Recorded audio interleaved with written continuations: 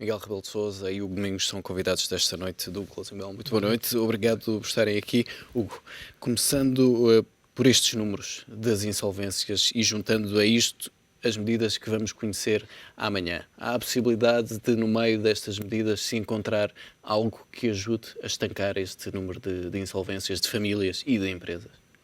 Eu espero que sim. Mas olhando objetivamente para a situação, obviamente que a situação é preocupante. Eu gostava de referir que o Governo tem apresentado uma série de medidas concretas que visam melhorar, digamos, o processo de insolvência em Portugal. E, portanto, o Governo está consciente deste estado desta situação. E o próprio Estado, digamos, as instituições, várias instituições têm estado muito ativas na procura de soluções para esta questão das insolvências. Foi criado até o programa Revitalizar, precisamente para tentar ajudar algumas destas empresas a evitar uma situação de insolvência ou então a resolver essa questão o mais rapidamente possível. Exatamente, o Revitalizar veio a introduzir algumas alterações. Não se sabe exatamente qual é que vai ser o impacto do Revitalizar. Portanto, o Revitalizar, as medidas... O Revitalizar é um programa que tem várias vertentes, mas uma das vertentes tem a ver com o Código das Insolvências. Houve uma reformulação do Código das Insolvências. E essa reformulação foi aprovada e começou a ser aplicada em maio deste ano. E, portanto, há assim um certo período de ajustamento e penso que será demasiado cedo para fazer um balanço do programa Revitalizar, especificamente no que toca às insolvências.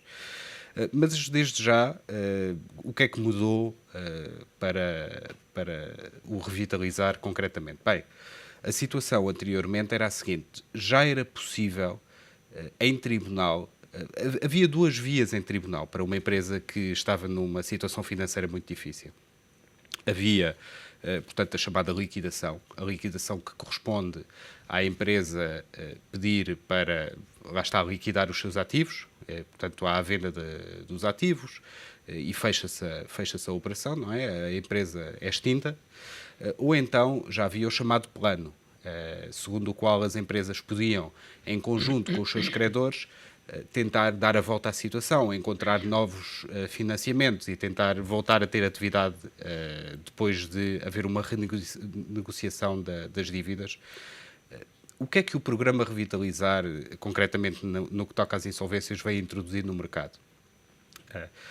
Neste momento, as empresas já não têm que pedir insolvência para poder entrar no plano. Portanto, o plano continua a existir, mas o que uma empresa pode fazer atualmente é, depois de um acordo basta um acordo com um credor, pode pedir para ser incluída no programa Revitalizar e, nesse caso, já não é decretada a insolvência. Portanto, esta mudança, que pode parecer à primeira vista uma mudança semântica, acaba por ser uma mudança que pode ser substancial, porque há um grande estigma associado às insolvências. E, portanto, a empresa já não é declarada insolvente, está no programa Revitalizar. E, portanto, isso, apesar de ser uma mudança que, assim, à primeira vista parece uma mudança menor, acabou por criar alguma dinâmica. Será que vai resolver o problema? Será que vão ser necessárias medidas alternativas? Ainda não sabemos. Eu penso que isso que ainda é cedo para avaliar. Até porque a conjuntura, obviamente, é complicada e não basta esse plano. Miguel, mas quando se falou das alterações à TSU, o grande objetivo do Executivo era precisamente tentar dar aqui um apoio, uma medida de competitividade para as empresas. Neste lote de medidas alternativas que ainda não se conhecem, podemos ter alguma medida que seja destinada também a dar alguma competitividade às empresas? Quer dizer, é óbvio que era bom e era bem-vindo por toda a gente. No entanto, pelas notícias que têm vindo a público nos últimos dias, o que parece é que vai ser diferente. Vai ser medidas mais viradas para a questão da consolidação orçamental e que implicam necessariamente aumento de impostos a nível do IRS. Se assim for, esse efeito dinamizador da economia que o Governo queria introduzir com a medida da descida da TSU não vai acontecer. E, portanto, o que vai passar-se basicamente é vamos voltar a introduzir medidas que basicamente o que vão permitir é aumento de receita através de impostos adicionais, mas em termos de efeito dinamizador da economia, criar condições para que as empresas no mercado consigam de alguma forma lutar contra a crise, não vai ser por essa via.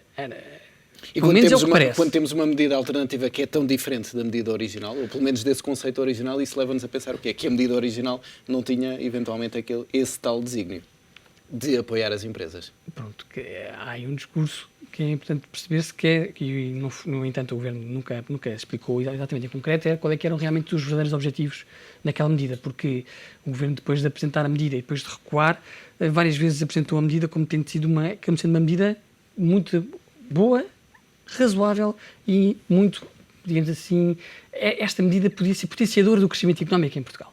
E de facto, custou um bocadinho a acreditar, pelas diferentes contas que foram feitas ao longo do tempo, que a descida da TSU, na medida em que iria ser feita para as empresas, iria de facto criar essa dinamização da economia, ainda por cima, porque ia haver aquela contrapartida que era o aumento da TSU para lá dos trabalhadores.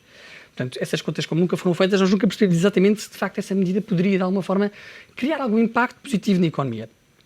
Essa medida provavelmente foi, mas é avançada, com, digamos assim, de acordo um bocadinho mais com algum preceito ideológico que o Governo tinha, que vários membros do Governo têm, que basicamente passa por criar condições para a economia crescer, descendo os impostos para a empresa, o que nós todos estamos de acordo, porque a descida da TSU em si não era isso que estava em causa. Não houve ninguém que dissesse que descer a TSU era uma má medida para os portugueses e uma má medida para as empresas portuguesas.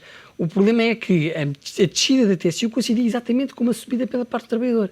Isto podia ser apenas um acaso, uma coincidência, mas ninguém acredita que fosse um acaso e uma coincidência. E, portanto, o que estava no fundo por trás dessa medida, se calhar era mais uma questão de agenda ideológica, que queriam, no fundo, criar aqui já, no fundo, condições para criar no mercado a ideia de que as coisas a partir de agora iam ser diferentes, não é? Mas não só não criaram condições para perceber, para as pessoas terem o mercado ter a percepção que, de facto, que essa medida iria ser positiva, como estas medidas que agora se fala que vou apresentar também não vão potenciar essa via. Portanto, realmente, quando fazem um discurso que é muito importante dinamizar a economia, não queremos essa medida, tudo bem, volta-se atrás com essa medida porque criou uma grande contestação social. Vamos por outras vias, e essas vias não têm nada a ver com a via que estava originalmente a ser apresentada, não se percebe muito bem qual é que é o objetivo de facto. E quando olhamos para estes números das insolvências e perante essas medidas que se esperam, ou seja, um agravamento dos impostos, este número, a partir de 2013, a tendência será para continuar nestes níveis ou então para aumentar? Quer dizer, a questão punha-se se calhar ao contrário. De que forma é que podíamos criar condições para eles não aumentarem? Porque, de facto, não parece que haja outro caminho. E já agora, só para voltar a reforçar uma coisa, as medidas que amanhã vão ser apresentadas, estranhamente, vão ser apresentadas, primeiro, pelo Ministro das Finanças, ao contrário do que o Sr. Primeiro-Ministro sempre disse, que era ele que iria querer apresentar as medidas de austeridade ao país, era ele que ia dar a cara pelas medidas. Pode ser que isto seja um sinal que não são medidas de austeridade. Esperemos que sim, isso era bom sinal. Outra coisa que também acho estranho é que, pelos vistos, nenhum dos parceiros sociais, ninguém está a par do que é que vai ser apresentado amanhã. Ora, o que foi falado depois de ter sido apresentada a medida da TSU era que havia uma grande necessidade de haver coesão política e social. Aliás, a contestação social foi de tal maneira grande que levou ao Governo a voltar atrás na sua medida. Ora, se é tão importante a coesão política e social, e todos estamos de acordo que é, porque de facto sempre foi essa também a grande mensagem que passámos, foi a coesão política e social. Então, depois a seguir, recebemos os parceiros sociais para eles apresentarem propostas, dizemos muito obrigado pelas vossas propostas, adeus, e depois, passados uns dias, apresentamos propostas em Bruxelas, sem dizer o que é que vamos, sem, no fundo, haver aqui, de alguma forma, uma preparação dos parceiros sociais para a medida e até com mais uma questão, é que convém preparar e perceber um pouco se as medidas adicionais que vão ser apresentadas amanhã vão ter o mesmo tipo de contestação que teve a última. Porque o Governo não pode se dar ao luxo agora de estar a apresentar medidas e depois ter que voltar atrás. Ou haver uma contestação na rua, um novo 15 de setembro, passado uns dias e de repente o Governo volta a ficar numa posição em que tem que voltar atrás. Isso não pode acontecer. Portanto, o Governo devia ter preparado em bom senso, uma base de apoio. Exatamente. Fez um bocado de confusão como é que a surpresa hoje do Dr. António José Seguro, quando foi confrontado com isso, os parceiros sociais, parece que ninguém sabe o que é que vai ser apresentado e estão todos na expectativa. Convinha, se calhar, antes ter feito aqui algum tipo de diálogo. E porquê esta urgência de apresentar as medidas alternativas a Bruxelas para garantir que Portugal continua aqui a receber o apoio internacional, nomeadamente as tranches que ainda falta receber da ajuda? Sim, a bandeira, eu visto de fora, parece-me que houve eventualmente uma decisão do lado de Bruxelas de começar um diálogo diretamente com o Governo. Mas voltando ao tema anterior, se me permite. Com certeza. Eu penso que, em geral, quer dizer, isto é um tema um bocado geral, talvez, mas eu penso que os portugueses também devem tentar entender e dizer claramente qual é o tipo de liderança que querem, porque eu lembro-me há alguns anos com o António Guterres, por vezes era criticado que ele era demasiado consensual. Ao engenheiro Sócrates apontava-se que ele se calhar não dizia sempre toda a verdade. Agora, a Passos Coelho aponta-se falhas por haver falta de consenso e por ele tomar as medidas diretamente com Bruxelas. Quer dizer, o que é que se pretende? Que estilo de liderança é que é preciso para este país? O que é que as pessoas estão à espera? Obviamente que a partir do momento em que o Governo anuncia uma medida, há a manifestação de 15 de setembro e depois toda a contestação, eu suspeito que Bruxelas ou que as pessoas que estão ligadas às decisões da Troika, e ainda mais do que isso, houve uma série de reações na imprensa internacional e os próprios investidores, se calhar podemos ver depois. Já lá iremos. Eu penso que em Bruxelas houve um movimento a dizer assim, o melhor será haver aqui algum tipo para de não dar intervenção margem direta, para mais para não haver incitações. mais margem de manobra. Eu não sei se terá sido a reação certa, mas quer dizer, se calhar aquilo que se chegou à conclusão é que se iniciasse um movimento de consenso, tentar encontrar um consenso no ponto em que as coisas estão, se calhar chegou-se à conclusão que já se tinha passado uma fase de não retorno, em que já não era possível procurar o consenso. E para um país que está a ser intervencionado, as coisas que fiquem muito claras, quer dizer, os credores estão numa posição de poder e podem impor as suas decisões. Portanto, é bom que as pessoas também tenham consciência e que não estejam em negação relativamente à fase do ciclo económico na qual nos encontramos. E quanto ao balanço de poder neste momento entre a Troika, o Governo e os parceiros sociais. Claramente, neste momento, quem está a apertar os cordões da Bolsa, passa a expressão, tem muito mais poder do que o Governo e muito mais poder do que os parceiros. Eu não estou a dizer que isto tenha sido a decisão certa. O que me parece é que houve aqui um jogo que pese portanto, os constrangimentos financeiros a que o país está sujeito, jogou em favor da Troika, da Comissão Europeia, está a perceber, no fundo, de quem tem o capital. Não é? E já diz o ditado que manda quem pode, obedece quem deve. Mas, Miguel, isto pode ser um sinal também de que as propostas apresentadas pelos parceiros sociais eram propostas que não tinham viabilidade. Daquelas que vieram ao público, falava-se num aumento da tributação sobre o tabaco, enfim, propostas que eventualmente não teriam o retorno. Não têm impacto. Não é? São medidas que por exemplo, essa medida do aumento do imposto sobre o tabaco, acho que é uma medida que faz sentido, pronto, mas não é essa medida que vai, de alguma forma, tornar ou dar um retorno ao Estado português de tal maneira grande que permita-nos a nós dizer isto vai colmatar a necessidade de ter que aumentar impostos por outra via. Não. Quer dizer, é uma das maneiras. É claro que faz todo o sentido aumentar, se calhar, impostos sobre o tabaco na altura em que estamos a aumentar impostos sobre toda a gente, estamos a tirar pensões aos reformados, estamos a cortar subsídios. Quer dizer, faz todo sentido. Agora, não vai ser isso que vai ter um impacto. E muitas das medidas que foram apresentadas eram medidas quase de bandeira, não é? Medidas que são simbólicas e que são importantes passar, porque, de facto, é um bocado aquela expressão, toca a todos, não é? Todos têm que contribuir para o bolo, mas ao mesmo tempo não iam ser essas medidas que iam ter um impacto tal que iam, de alguma forma, contrariar a necessidade de aumentar outros impostos. Mas já agora, a própria medida da TSU provavelmente também não iria, não é? A medida da TSU, segundo o que sempre foi falado, para já, não era ela que iria, de alguma forma, tapar nenhum buraco no déficit. Aquilo era uma medida apenas direcionada para criar uma certa dinâmica nas empresas e uma dinâmica no mercado. E, portanto, também não era essa medida que de alguma forma iria contrariar a necessidade de haver subida de impostos. Ou seja, em cima dessas medidas teríamos ainda mais medidas de... Com certeza. Aliás, o Dr. Vítor Gaspar já tinha deixado essa indicação. Já tinha dado essa indicação. Portanto, era uma questão de tempo até ele apresentar as outras. Não sei se agora a questão é se as que vai apresentar amanhã são aquelas que já iria apresentar no decurso de apresentação do orçamento normal ou serão medidas que vêm aqui contrabalançar a tal medida de TSU para a qual tiveram de recuar. Não sei. Hugo, e há pouco falava da reação internacional a todo este processo de avanço e recuo na TSU. Portugal sai com uma imagem danificada desta questão, quando olhamos para as análises da Moody's, quando olhamos para os comentários nos editoriais de alguns jornais, como o FT, o New York Times, o Wall Street Journal. prejudicou a imagem de Portugal? Bem, eu penso que a deterioração, digamos, da imagem de Portugal se nota, nem que seja, portanto, no yield, no retorno das obrigações a 10 anos do Estado. E realmente, desde o dia 7 de setembro, em que começaram a ser anunciadas as medidas, houve um aumento significativo desse yield. E, portanto, vê-se nos números, não é? Porque uma coisa, claro, são a reação dos jornais, das agências de notação, outra coisa, talvez mais significativa, são as transações financeiras e que essas realmente traduzem que houve uma real deterioração. Mas o que eu queria dizer relativamente à reação dos investidores internacionais era também o seguinte: é certo que houve uma deterioração que esteve provavelmente associada ao facto de haver aqui uma impressão que, lá está, houve um avanço, houve um recuo, mas também há outros fatores.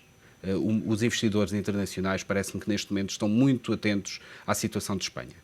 E Espanha, obviamente, que é um dos principais parceiros de Portugal, as nossas exportações, obviamente que as nossas importações também, dependem muitíssimo de Espanha, e a situação em Espanha, digamos que estamos a falar de outro campeonato, não é? Isto sem desfazer, mas estamos a falar de uma grande economia e de um real problema. Espanha, como sabe, está-se à espera que faça um pedido de ajuda, que ainda não veio. Aquilo que se acredita e que os investidores acreditam é que o governo espanhol vai tentar, não diria protelar, mas prolongar este estado de coisas o mais possível. E, portanto, a conclusão é que, de certo que o avanço e o recuo e a questão da TSU tiveram um impacto, e provavelmente foi um impacto negativo, não podia ser de outra maneira, mas a imagem de Portugal junto dos investidores estrangeiros penso que está muito condicionada pela situação em Espanha e também na Grécia neste momento. E essa imagem não começa a estar condicionada também por uma mudança na visão que os investidores e que os analistas começam a ter relativamente à austeridade e aos efeitos que esta austeridade pode ter? Pegando nos casos práticos da Grécia, que vai para o 6º ano de recessão, Irlanda e Portugal também parecem não estar a dar sinais de serem efetivamente casos de sucesso nestes planos de ajustamento. Espanha também tinha já tomado uma série de medidas de ajustamento que parecem não ter resultado. Começa a haver aqui uma mudança na visão em relação ao sucesso destes programas? Sim, é possível. E talvez voltando ao tema das insolvências, o que muitos investidores sabem é o seguinte, dando aqui algum contexto, há sempre um fenómeno nas economias ocidentais, e Portugal é um país bastante desenvolvido, chamado fenómeno de criação destrutiva, não é? Criação-destruição. Quando nós vamos para um país, digamos, emergente, nós, notamos que está tudo por fazer e, portanto, é natural que não haja muita destruição de empresas, que não haja muitas insolvências. Também há poucas empresas, não é? Mas num país como Portugal é um país desenvolvido e, portanto, é natural que haja um certo grau de insolvências na economia. E os investidores sabem isto perfeitamente, ou seja, os investidores sabem que para construir, às vezes é preciso destruir e que naturalmente há empresas em qualquer país desenvolvido que chegam ao fim do seu ciclo de vida, porque os produtos chegaram à maturidade ou porque houve problemas de sucessão. Há uma série de motivos pelos quais as empresas entram em insolvência. Mas voltando ao tema da reação dos investidores, o que eu penso que falta neste momento aos investidores é a outra parte da criação-destruição, que é a criação. E os investidores estão a ver muito poucos sinais de criação de empresas, de dinamismo empresarial em Portugal.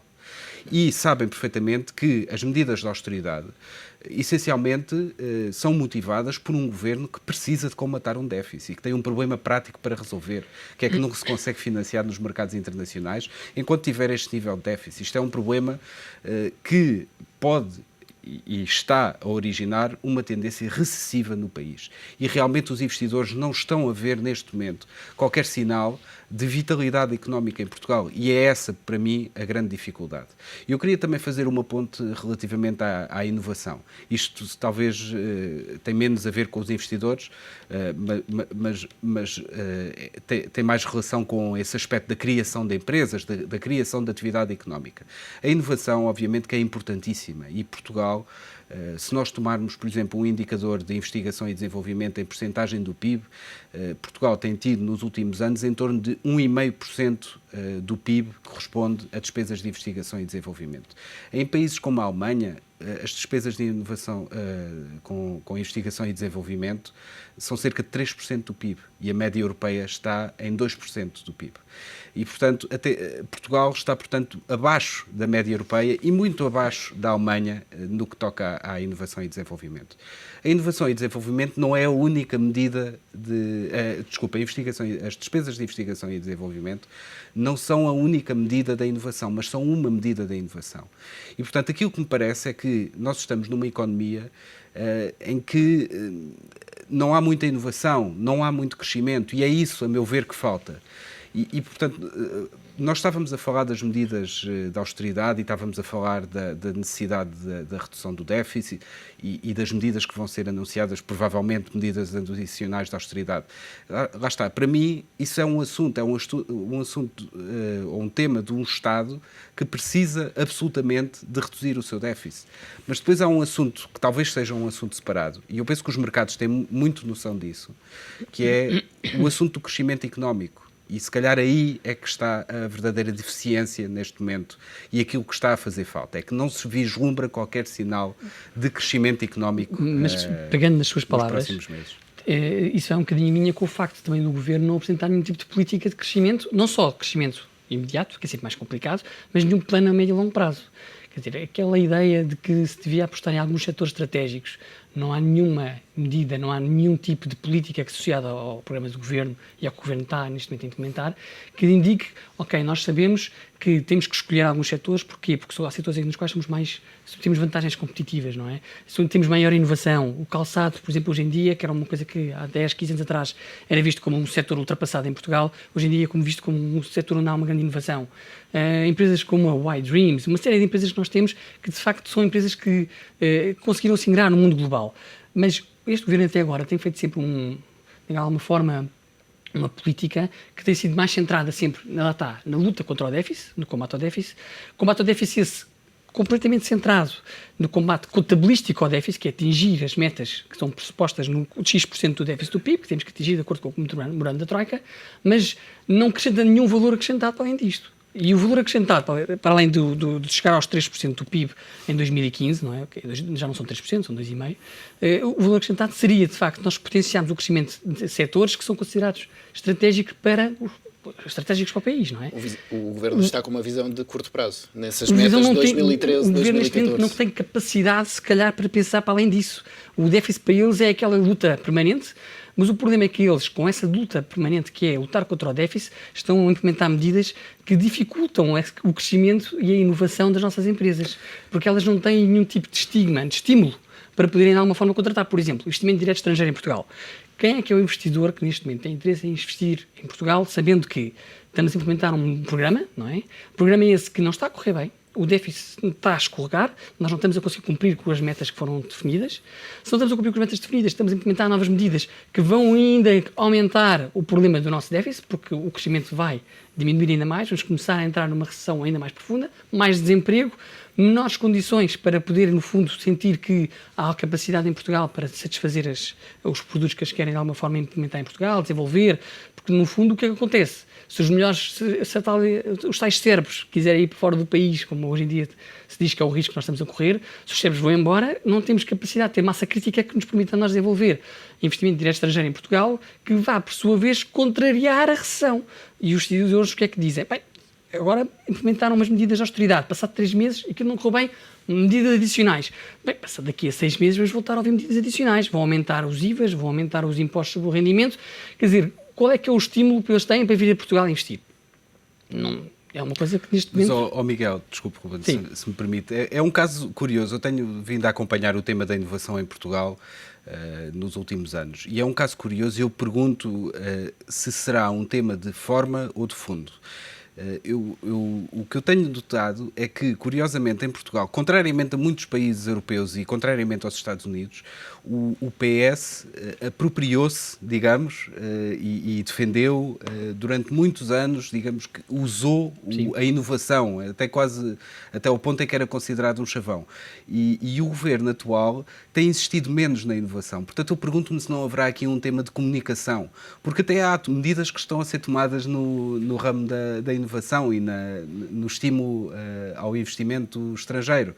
Mas o que me parece é que o tema do déficit está a ocupar de tal maneira o espaço que não sobra... Não deixa espaço para mais nada. Não deixa espaço para mais nada. Mas a inovação conseguimos ter os níveis que queremos de inovação sem que o Governo e o Estado tenham um papel mais decisivo nisso? Nomeadamente em termos de investimento. Pronto, eu penso que isso é uma pergunta-chave, não é? Antes de mais, é uma pergunta-chave. Ou seja, um economista liberal... Um economista liberal diria, na concorrência pura e perfeita, o Estado não tem que se preocupar com a inovação, porque os mecanismos de mercado encarregam-se disso. Mas o que se tem verificado empiricamente, e sobretudo desde 2008, é que os mecanismos de mercado, pelo menos em Portugal, não se têm encarregado de corrigir o desequilíbrio que Portugal tem em termos de inovação relativamente a outros países europeus, sem falar dos Estados Unidos ou de alguns países asiáticos como o Japão. E, portanto, a pergunta eu acho que é muito relevante e muito atual. Será que o Estado tem um papel central? Eu acredito que o Estado, por uma razão puramente pragmática, está a perceber, pragmaticamente as pessoas têm que olhar para a situação atual e têm que perceber que o Estado tem que ter algum papel na inovação em Portugal, nem que seja um papel de regulação e de coordenação, porque se nós estamos a depender essencialmente ou fundamentalmente dos mecanismos de mercado, a sensação é que há aqui uma disfunção que não chegam. E deixe-me dizer-lhe mais uma coisa, o Estado, mesmo nas economias europeias e nos Estados Unidos, através do sistema das universidades, dos institutos públicos de inovação, o Estado tem sempre um papel da inovação. Mas eu, se calhar, só muito rapidamente, eu gostava só de esclarecer o que é que se entende por inovação, porque há muita gente que utiliza o termo inovação, que é um grande chavão e as pessoas usam e abusam do termo. A inovação tem sempre uma componente de mercado, ou seja, eu digo isto muitas vezes, que a inovação não é igual à criatividade. Uma empresa não basta ser criativa para ser inovadora. Há pessoas e há empresas muito criativas que não são inovadoras. Porque a inovação, ou pelo menos aquilo que se entende por inovação, há sempre uma componente de aceitação no mercado. Um produto inovador é um produto que tem aceitação no mercado e que tem alguma coisa de novo. E que talvez por ter alguma coisa de novo é bem aceito no mercado. E é isso que se procura, está a perceber? E a dificuldade é que o Estado tenha um papel na inovação, ou seja, que consiga, por um lado, favorecer a investigação básica, a investigação fundamental, mas que, por outro lado, tenha um ângulo que lhe permita entender quais são as inovações que têm uma real possibilidade de se traduzir em produtos de sucesso. E eu penso que é isso que faz muita falta em Portugal. E não é fácil, eu não estou a dizer que seja fácil, mas é isso que penso que falta. Domingos, temos de concluir, infelizmente. Miguel Rebelo de Sousa, obrigado pela presença neste Closing Bell e por esta conversa, já a olhar para o futuro e não tanto para os temas mais correntes da austeridade.